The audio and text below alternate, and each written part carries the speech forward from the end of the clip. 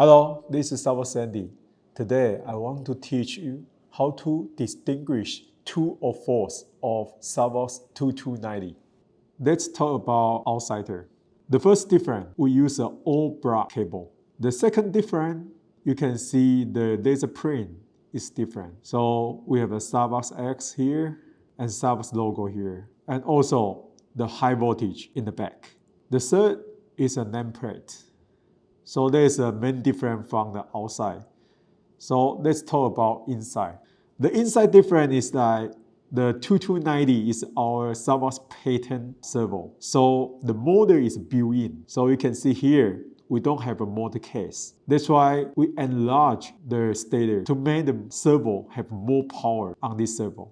Also, we also have another patent on the gear.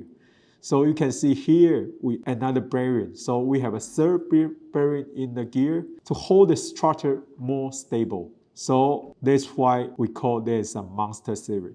So it's totally different from the fake servo, the MB-229. We are the real one. So please, to find out the SAVOX 2290 series, thank you. After this video, if you still don't know how to distinguish the true or false, please contact with us or check with SAVOX fans page and Instagram. Thank you.